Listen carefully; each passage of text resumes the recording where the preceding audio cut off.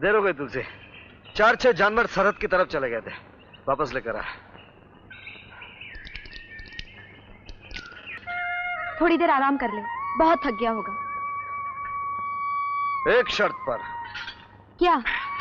मैं अपना सर जमीन पर नहीं रखूंगा। चल।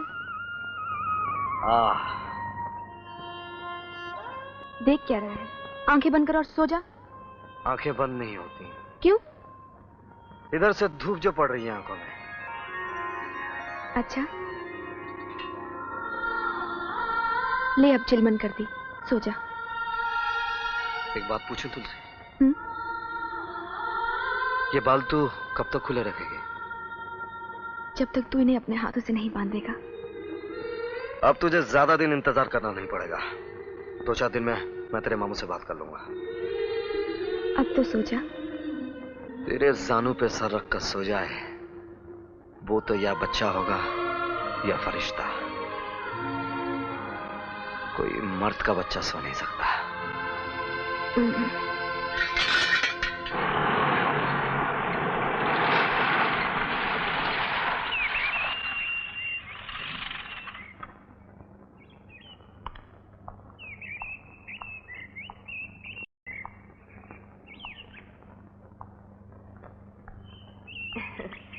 आइए, कैसा रहा दिन? बहुत अच्छी खबर है, आप सुनेंगी तो खुश हो जाएंगी। आपकी तरक्की हो गई। हाँ, तरक्की भी और तबादला भी। हम लोग अब फतेहपुर जा रहे हैं। सच? देखा, फतेहपुर का नाम सुनते ही आंखों में कैसी चमक आ गई। हम लोग अब वहीं रहेंगे। आपको फतेहपुर में रहना अच्छा लगेगा? हाँ, बहुत अच्छा लगेगा। कम से कम वहां आप इस तरह फतेहपुर की याद में हर वक्त खोई खोई तो नहीं रहेंगी।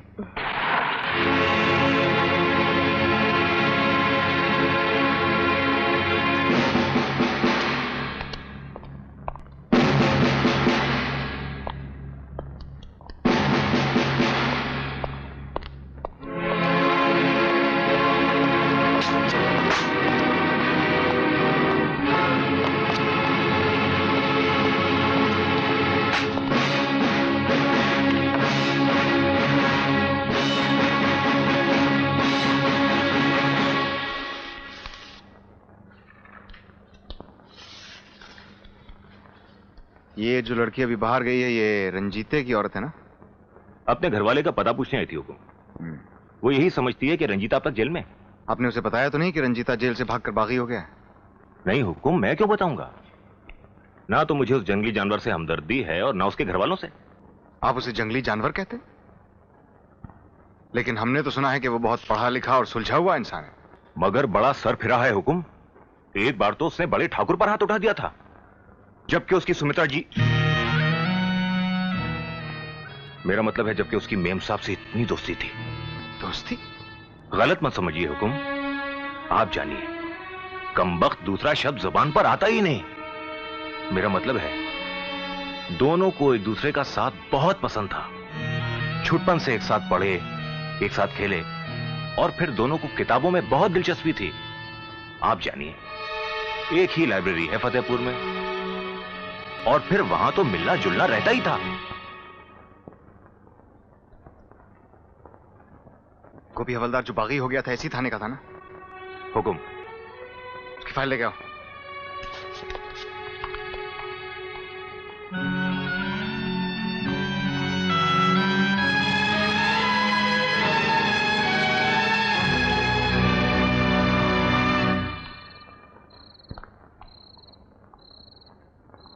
अरे आप, अरे आइए। आप यहाँ हैं? मैं तो आपको लाइब्रेरी तक में ढूंढा है। लाइब्रेरी क्यों? क्योंकि गांव वालों से सुना था कि जब आप कहीं भी ना मिलें तो लाइब्रेरी में मिल सकती हैं। सचमुच लाइब्रेरी मुझे बहुत पसंद है।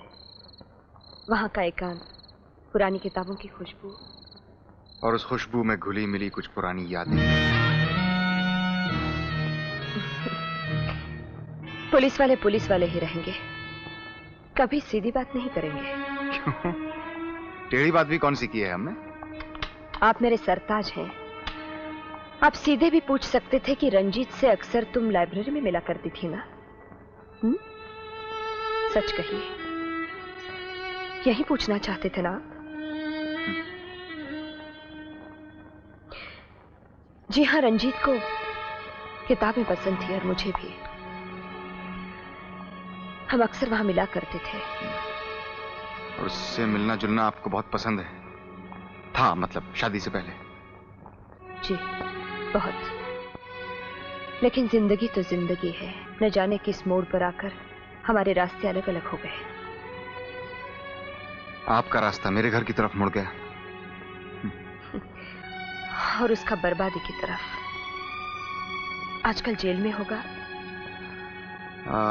जी नहीं, उसे दीवारों से नफरत, हर किस्म की दीवारों से। वो जेल तोड़कर भाग गया है। ये तो उसने बहुत बुरा किया। बहुत ही बुरा।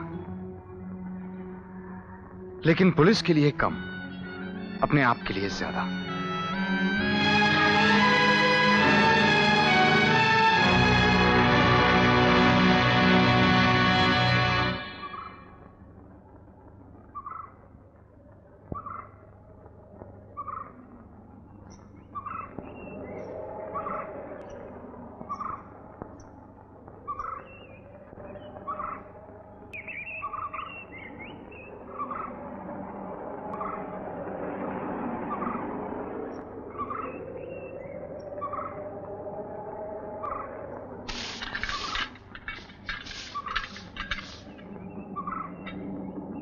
मोरा, तुम कैसी हो?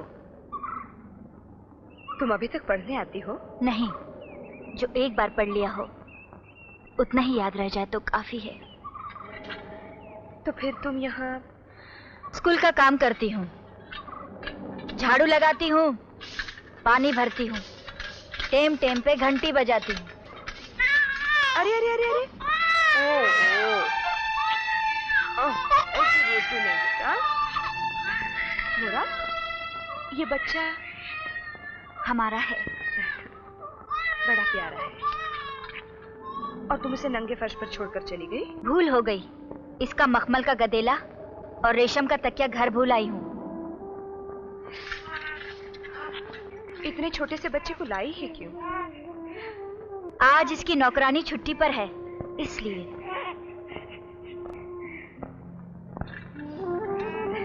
इसकी आंखें और नाक बिल्कुल तेरे जैसे हैं, लेकिन थोड़ी एकदम बाप पर गई है। है ना रंजीत जैसी? मालूम नहीं, मैंने रणजीत की ठुड्डी कभी ध्यान से नहीं देखी। मोरा, तुम समझती हो ऐसी बातें करके तुम मेरा दिल दुखा सकोगी? मोरा, मैं तुम्हारी किसी भी बात का बुरा नहीं मानूंगी। दुख तो तुम अपने आप को दे रही हो। हाँ, मुझे तुम्हारे दुख की तकलीफ जरूर होगी। जब तू इस तरह की बातें करती है तो मुझे ऐसा लगता है तू नहीं, मेरा रणजीत बोल रहा है। इतना और समझ लो मोरा, तुम और मुन्ना मुझे उतने ही प्यारे हो जितने रंजीत को होगे। जब तक रंजीत नहीं लौटता, ये सब जिम्मेदारियां मेरी हैं।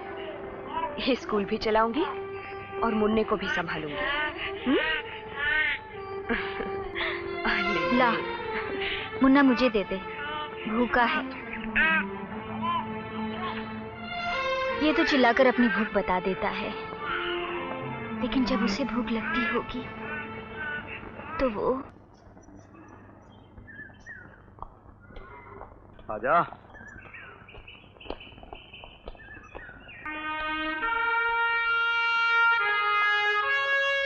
मास्टर जी। अरे मास्टर जी, नमस्कार गोभी दादा। नमस्ते। भाई दिल खुश हो गया, कोई शक? कहो जब अच्छे तो हो? मैं तो अच्छा हूँ मास्टर जी, आप सुनाओ, जख्म भर गया? हाँ जाबर, शरीर का जख्म तो भर गया, पर आत्मा का जख्म बाकी है। मैं समझता हूँ मास्टर जी, आपके बारे में सब कुछ सुन चुका हूँ और गोपी दादा के बारे में भी, लेकिन ये नहीं जानता था कि आप दोनों साथ हैं। हर जख्मी एक ही अस्पताल में भर्ती होता है जावर। कोई शक? गोपी दादा, आपके बेटे के बारे में सुना। उन्हीं बलवान होती है जावर, मगर वो हत्यारे एक बार मेरे हाथ में आ गए ना तो उनका थैंक यू। दादा, मैं एक छोटा सा सिपाही हूं, पर कभी भी मेरी मदद की जरूरत दादा को पड़े। बंदूकें चाहिए जावर।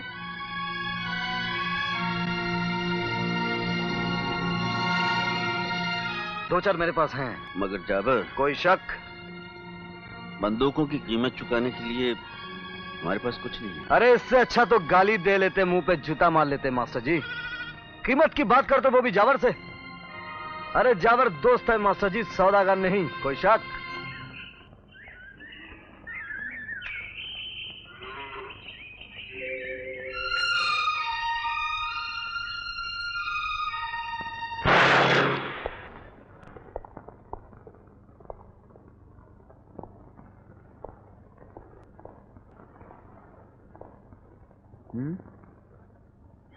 जावर,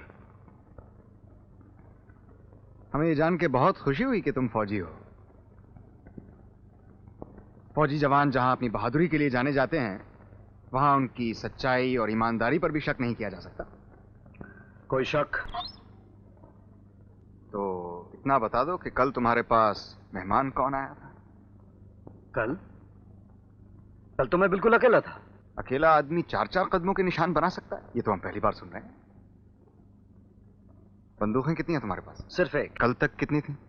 सिर्फ एक ही थी। कोई शक? सिर्फ शक ही नहीं, यकीन है। रंजीता और गोपी क्या करने आए थे तुम्हारे पास? क्या नाम बताया आपने? बनने की कोशिश मत करो जावर। सच उगलवाने के बहुत से तरीके हैं हमारे पास। आप मुझ पर झूठ बोलने का इल्जाम लगा रहे हैं। सिर्फ झूठ बोलने का नहीं, डाकुओं को पनाह देने का, उन्हें हथियार देने का और शायद उनका साथी होने का। एसपी साहब, आप एक फौजी पर इल्जाम लगा रहे हैं, वो भी बिना किसी सबूत के। तुम ठीक कह रहे हो जावर। अंधे कानून के दरबार में सच्चाई को भी सबूत की जरूरत होती है। ठीक है, आज तुम जा सकते हो, लेकिन याद रखो, जिस दिन मुझे सबूत मिल गया उस दिन तुम्हारा ये कोई शक न रह जाएगा। कोई शक?